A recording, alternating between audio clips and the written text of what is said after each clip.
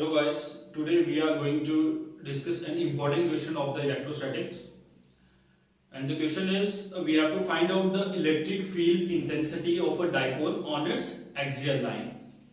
Okay, तो हमने dipole की इलेक्ट्रिक फील्ड इंटेंसिटी को निकालना है ऑन एक्सियल लाइन. तो सबसे इंपॉर्टेंट चीज है व्हाट इज एक्सियल लाइन. तो firstly we will discuss the axial line.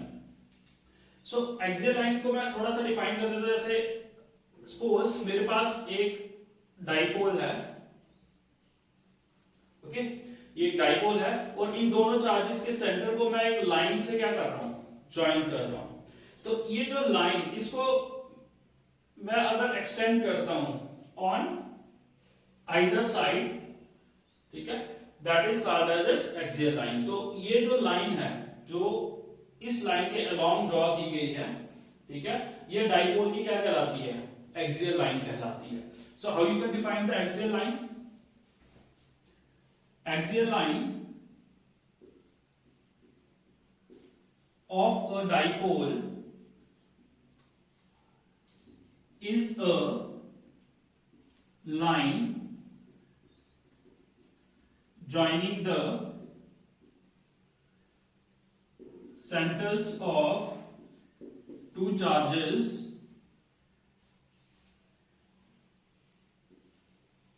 of a dipole and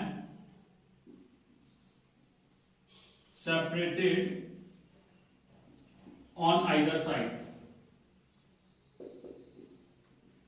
ठीक है, तो ये जो लाइन ड्रॉ की जाती है, ठीक है, ये लाइन, ये इसकी एक्सियल लाइन कहलाती है, इसकी डाइपोल की एक्सियल लाइन कहलाती है. तो हमने इलेक्ट्रिक फील्ड इंटेंसिटी को फाइंड आउट करना है अलोंग द एक्सियल लाइन. मतलब किसी भी पॉइंट के ऊपर, यहाँ पे किसी भी पॉइंट के ऊपर हम ऑब्जर्वेशन पॉइंट ले सकते हैं और उस ऑब्जर्वेशन पॉइंट पे जो हमें इलेक्ट्रिक फील्ड इंटेंसिटी को फाइंड आउट करना है.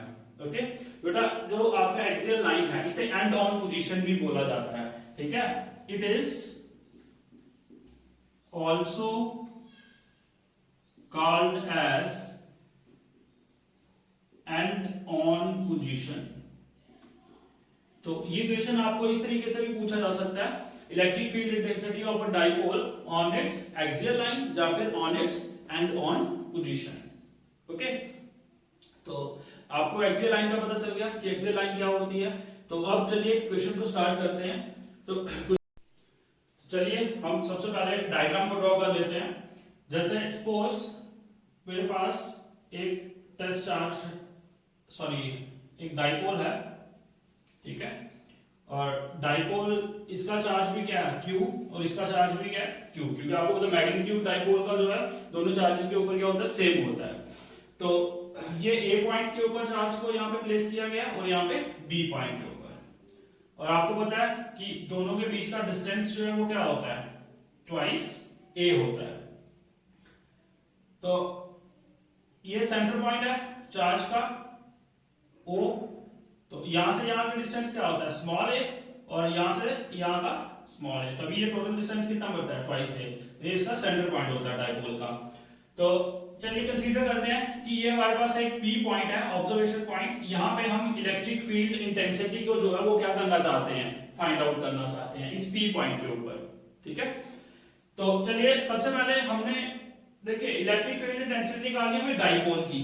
तो डाइपोल में दोनों चार्जेस आते हैं, तो हम क्या करेंगे, पहले एक चार्ज का जो है इलेक्ट्रिक फील्ड इंटेंसिटी निकालेंगे, फिर दूसरे चार्ज की इलेक्ट्रिक फील्ड इंटेंसिटी को निकालेंगे और फिर दोनों को क्या कर देंगे, ऐड कर देंगे. ठीक है, तो चलिए ये P पॉइंट ऑब्जर्वेशन पॉइंट है, यहां पे हमने इलेक्ट्रिक फील्ड इंटेंसिटी को फाइंड आउट करना है. तो मैं इस पॉइंट के ऊपर टेस्ट चार्ज जो है +1 पॉजिटिव टेस्ट चार्ज है, यूनिट पॉजिटिव टेस्ट चार्ज को यहां पे प्लेस कर देता हूं. ठीक है, और इसका distance from the centre of the dipole जो है वो रख लेते हैं स्मॉल r. तो ये जो डिस्टेंस है इसको रख लेते हैं स्मॉल r. ओके, अब देखिए सबसे पहले ये इस चार्ज की इलेक्ट्रिक फील्ड इंटेंसिटी को फाइंड आउट करते हैं P पॉइंट के ऊपर.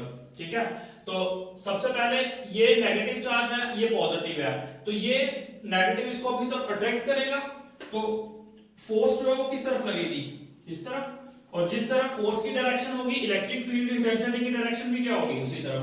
तो मैं यहाँ पे इलेक्ट्रिक फील्ड इंटेंसिटी ई ए लिख देता हूँ। ए क्यों? क्योंकि हम उस चार्ज के लिए निकाल रहे हैं जो कहां पे है, ए पॉइंट के ऊपर है, तो इसकी डायरेक्शन भी क्या है, इस तरफ है। सिमिलरली अगर मैं इलेक्ट्रिक फील्ड इंटेंसिटी इसके कारण निकालूंगा तो ये पॉजिटिव, ये भी पॉजिटिव, तो इसको रिपेल करेगा आउटवर्ड। तो यहाँ पे भी इलेक्ट्रिक फील्ड इंटेंसिटी की डायरेक्शन जो है वो क्या होगी, इस तरफ होगी। तो अगर आप देखोगे दोनों को अगर इंडिविजुअली इलेक्ट्रिक फील्ड निकाल रहे हैं तो उनकी डायरेक्शन क्या है, अपोजिट है। तो चलिए ये तो डायरेक्शन की बात आ गई हमारे पास। सबसे पहले मैग्नीट्यूड निकाल लें। अब हमारे पास टारगेट है ई ए और ई बी का मैग्नीट्यूड जो है वो क्या करना है, फाइंड आउट करना है। तो चलिए हमने सबसे पहले इलेक्ट्रिक फील्ड इंटेंसिटी को निकालना है। We have to find out electric field intensity at P, P is observation point due to charge at A point। ठीक है, A पॉइंट के ऊपर जो चार्ज है उसके कारण इलेक्ट्रिक फील्ड इंटेंसिटी, तो उसको क्या राइट कर लिया हमने, EA। तो चलिए EA मैं मैग्नीट्यूड निकाल रहा हूं तो उसको मॉड ड्रॉ कर लेता हूं। तो इलेक्ट्रिक फील्ड इंटेंसिटी जो पॉइंट चार्ज उसका फार्मूला क्या होता है हमारे पास, 1/4 pi epsilon naught Q। Charge किसके ऊपर, सोर्स के ऊपर जो चार्ज होगा, तो सोर्स के ऊपर के चार्ज का कितना है, Q अपॉन, क्योंकि टेस्ट चार्ज के ऊपर यूनिट है 1, ठीक है, तो इसलिए हमने क्या लिया Q अपॉन डिस्टेंस का स्क्वायर। तो बेटा डिस्टेंस, इसका distance from the observation point कितना होगा, देखिए ध्यान से रहा, यहां सेंटर से डाइपोल का यहाँ पे r है, तो ये जो है ये क्या है, स्मॉल a है, तो टोटल डिस्टेंस कितना हो जाएगा, स्मॉल r प्लस a का होल स्क्वायर, मतलब r प्लस a का whole square. Okay, this is your first equation. Clear है, हमने electric field intensity due to charge at A, इसके कारण इलेक्ट्रिक फील्ड इंटेंसिटी की वैल्यू को निकाल लिया। और इसकी डायरेक्शन आपको पता है किसके अलोंग है, ई ए की डायरेक्शन इसके अलोंग है, that is P B. Okay, तो यहां पे लिख सकते हो अलोंग, डायरेक्शन को अगर लिखना चाहते हो अलोंग पी बी। ओके, अब नेक्स्ट हमें electric field intensity due to charge at B point, इसके कारण वो क्या रेट किया, ईपी। तो चलिए electric field intensity at P due to charge at B point. Okay, तो चलिए इलेक्ट्रिक फील्ड इंटेंसिटी क्या बन जाएगी, E B is equal to, वही फॉर्मूला हमारे पास क्या होता है, electric field intensity to point charge 4 pi epsilon naught, charge कितना है Q, क्योंकि दोनों के ऊपर मैग्नीट्यूड तो सेम रहेगा ना, अपॉन अब डिस्टेंस। बेटा इस चार्ज का डिस्टेंस ऑब्जर्वेशन पॉइंट से कैसे निकालोगे, सेंटर से r है तो उसमें से माइनस स्मॉल a कर दें तो हमारे पास ये डिस्टेंस बच जाएगा, तो यहां पे आएगा r माइनस a का होल स्क्वायर। तो इसकी डायरेक्शन किसके अलोंग है, EP की डायरेक्शन अलोंग BP। अगर लिखना चाहो तो लिख सकते हो अलोंग BP, बट हम मैग्नीट्यूड निकाल रहे हैं तो इसलिए ये आपके पास आ गई इक्वेशन नंबर सेकंड। ओके, तो ये तो आ गया इंडिविजुअल चार्ज की इलेक्ट्रिक फील्ड इंटेंसिटी, ठीक है, लेकिन हमें पूरे डाइपोल की निकालनी है, तो उसके लिए हम क्या करेंगे, जो इंडिविजुअल चार्ज की इलेक्ट्रिक फील्ड इंटेंसिटी को निकाला है तो उसका सम कर देंगे, ठीक है, तो नेट इलेक्ट्रिक फील्ड निकलेगी ड्यू टू डाइपोल, वो दोनों का क्या होगा, सम होगा। तो चलिए net electric field intensity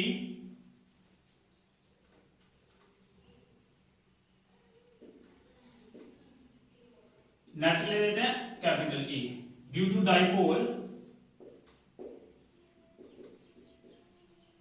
is, वो क्या आ जाएगा, electric net electric field intensity E is equal to EA plus EB vector, ठीक है, EA को मैं माइनस लिख रहा हूं। अब ई ए को मैंने माइनस क्यों किया, आप ध्यान से देखिए बेटा, जो इलेक्ट्रिक फील्ड इंटेंसिटी है ई ए और ई बी जो आपने निकालनी है, दोनों क्या है, अपोजिट डायरेक्शन में है, ठीक है। तो इसीलिए मैंने इसको क्या किया, ई ए को माइनस कर दिया। आप ई बी को भी माइनस रख सकते हो जैसे आपको कन्वीनियंट रहे। तो चलिए हमारे पास वैल्यूज ये ऐसे आ जाएगा हमारे पास, मैं इसको ऐसे लिख सकता हूं, E B vector minus E ए वेक्टर का, ठीक है। तो चलिए अब हम क्या करेंगे, ई बी की वैल्यू हमारे पास अवेलेबल है, ई ए की वैल्यू भी अवेलेबल है, दोनों को क्या करेंगे, पुट कर देंगे। तो net electric field intensity is equal to E B की value 1/4 pi epsilon naught q upon r minus a का whole square minus E A की value 1/4 pi epsilon naught q upon r plus a का whole square. Clear है ये चीज। अब अगर आप देखोगे दोनों टर्म्स में q upon 4 pi epsilon not जो है वो क्या है, कॉमन है, तो हम कॉमन ले लेते हैं इसको। तो ये आ जाएगा E is equal to q upon 4 pi epsilon naught, common आ गया तो यहाँ पे क्या बचा, 1/r माइनस a का whole square minus 1/r plus a का होल स्क्वायर। बेटा ये चीज बची ना सिर्फ, क्योंकि q अपॉन 4 पाई एप्सिलॉन दोनों में से कॉमन आ गया। तो चलिए अब हम इसको सॉल्व करते हैं। कैसे सॉल्व करेंगे, क्रॉस मल्टीप्लाई कर लेते हैं इसको और देखते हैं रिजल्ट क्या आता है। यह आ जाएगा E is equal to Q upon 4 pi epsilon naught into, इसको क्रॉस मल्टीप्लाई करके यहां पे ले आओ, यह आ जाएगा r प्लस a का whole square minus r minus a का होल स्क्वायर अपॉन इसका एलसीएम क्या आएगा, प्रोडक्ट r माइनस a का whole square into r plus a का होल स्क्वायर। ओके, तो अब अगर देखोगे यहां पे हमारे पास जो है वो r प्लस a का whole square, r minus a का होल स्क्वायर, तो इनका हम फार्मूला लगा सकते हैं a प्लस b का होल स्क्वायर और a माइनस b का होल स्क्वायर। तो एक्सपैंड करते हैं इसको, E is equal to q upon 4 pi epsilon naught. अब देखिए a प्लस b का whole square, a square plus b square plus twice a b, ठीक है, b की बेस पे क्या है, r है यहाँ पे, okay, minus a minus b का होल स्क्वायर क्या होता है, a square plus b square minus twice a b, okay, upon r minus a का होल स्क्वायर और r प्लस a का होल स्क्वायर। ओके, ये चीज क्लियर है। तो अब अगर हम यहाँ पे इसको ओपन करेंगे, ब्रैकेट को अगर खोलते हैं तो माइनस के साथ अंदर जो है वो सारे साइन क्या हो जाएंगे, चेंज हो जाएंगे, तो उसमें क्या होगा, कुछ चीजें कैंसिल हो जाएंगी। तो हम ब्रैकेट को ओपन करेंगे तो ये बन जाएगा q upon 4 pi epsilon naught r square plus a square plus twice a r, ये तो सेम रहेगा। अब इसको ओपन करिए, ये हो जाएगा minus r square minus a square plus twice a r upon a minus b और a प्लस b का क्या फॉर्मूला होता है, a square minus b square. तो यहां पे भी क्या बनेगा, r square minus a square का होल स्क्वायर, क्योंकि इसका भी आगे क्या है, होल स्क्वायर है। ओके, तो ये r प्लस का ये माइनस का ये कैंसिल हो गए, आपके पास सिर्फ क्या बचा, twice a r plus twice a r, that is 4a r बचेगा आपके पास। तो यहां पे हमारे पास electric field intensity E is equal to q upon 4 pi epsilon naught, यहां पे क्या बचा 4a r upon r square minus a square का होल स्क्वायर। ओके, तो अगर मैं यहां पे E is equal to q upon 4 pi epsilon naught, बेटा ध्यान से रखना 4ar को अगर मैं ऐसे लिखता हूं ट्वाइस a ट्वाइस r, तो कुछ फर्क पड़ेगा, नीचे तो सेम आएगा a square plus sorry r square minus a square. ये क्या किया मैंने 4ar को इस तरीके से लिखा twice a into twice r, क्योंकि अगर मल्टीप्लाई करोगे तो क्या बनेगा 2 2 जा 4 4ar अगेन ये चीज बनेगी। ठीक है, तो अब यहां पे अगर आप देखोगे तो यहां पे हमारे पास क्या बना q इंटू ट्वाइस a क्या होता है, अगर आपको याद होगा electric dipole movement. Electric dipole movement is the product of the magnitude of the charge and distance और लेंथ ऑफ द डाइपोल। तो ये आपके पास क्या होना q इंटू ट्वाइस a, तो यहाँ पे मैं इलेक्ट्रिक डाइपोल मूवमेंट को किससे डिनोट करते हैं p से, p into twice r upon 4 pi epsilon naught r square minus a square का whole square. So this is the net electric field intensity due to a dipole on its axial line। ये result है हमारे पास किसका, electric field intensity due to dipole on its axial line. बेटा clear है ये चीज? ओके, अब यहाँ पे कुछ कंडीशंस जो है वो बनती हैं, वो कंडीशंस मैं आपको यहाँ पे थोड़ा एक्सप्लेन कर देता हूं। जैसे अगर सपोज यहाँ पे मैं इसको रख कर देता हूं। अब कंडीशन क्या है, वो कहता है कि if electric dipole is very small, अगर डाइपोल जो है वो बहुत ही छोटा हो, ठीक है, तो दैट इज ये जो ट्वाइस ए है, ध्यान से देखना, twice A is very very very very less than R. कहने का मतलब है कि ये जो ऑब्जर्वेशन पॉइंट है ये कहीं दूर हो, इसका डिस्टेंस जो है वो ज्यादा हो और डाइपोल जो है वो बहुत ही ज्यादा क्या हो, अगर छोटा हो, ठीक है, तो देन हम क्या कर सकते हैं, ए स्क्वायर कैन बी निग्लेक्टेड। उस केस में हम ये जो रिजल्ट में ए स्क्वायर आया ना बेटा, ये इसको हम क्या कर सकते हैं, निग्लेक्ट कर सकते हैं और हमारी इक्वेशन जो है उसमें थोड़ा चेंज आएगा। ठीक है, तो ये चीज याद रखना, ये electric dipole is very small का मतलब कि डाइपोल, सपोज ये डाइपोल है, ठीक है, ये डाइपोल है, अगर ये ऑब्जर्वेशन पॉइंट कहीं यहां पे होता इधर, तो डाइपोल के अकॉर्डिंगली ये डिस्टेंस क्या होना था, बहुत ही ज्यादा बड़ा होना था। तो उस केस में हम क्या करते हैं, डाइपोल की जो लेंथ है उसको, जो ट्वाइस ए है, उसको हम क्या कर देते हैं, बहुत ही ज्यादा छोटा होता है, तो इसलिए ए को जो है उसको निग्लेक्ट करते हैं। तो ये फाइनल इक्वेशन क्या बनेगी, देन वो कहता है if electric dipole is very small, that is twice A is very very less than small R, then A square can be neglected. तो इस केस में वो फाइनल इक्वेशन क्या बनेगी हमारे पास, E is equal to P into twice R upon 4 pi epsilon naught, और R square है ना, ए स्क्वायर को तो निग्लेक्ट कर दोगे तो आर स्क्वायर का स्क्वायर है तो ये आर 4 बन जाएगा, तो आर की पावर 4। ठीक है, तो अगर आप देखोगे यहां से एक आर ये वाला और एक आर यहां से क्या हो जाएगा, कैंसिल हो जाएगा, तो आपके पास सिर्फ क्या बचेगा यहां पे आर क्यूब, और ये बन जाएगा ट्वाइस पी। ठीक है, 2 को मैं इधर लिख देता हूं, twice P 4 pi upon 4 pi epsilon naught R cube. तो आपके पास अगर डाइपोल बहुत ही ज्यादा छोटा हो तो उस वक्त हम फाइनल इक्वेशन जो है वो ये लिखते हैं।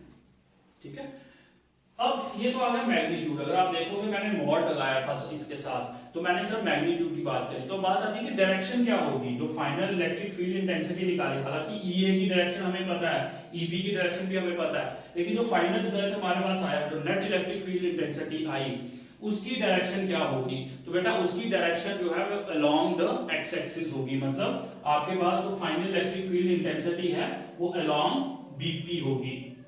ठीक है, तो यहां पे आप लिख सकते हो direction of E is along BP, मतलब पॉजिटिव एक्स एक्सिस के अलोंग जो है वो इसकी डायरेक्शन होगी। Okay, so this is all about the electric field intensity of a dipole on its axial line. हालांकि इसका नेक्स्ट एक और इंपॉर्टेंट क्वेश्चन है, electric field intensity on dipole on it's equatorial line, वो हम नेक्स्ट वीडियो में इसको discuss करेंगे। ओके।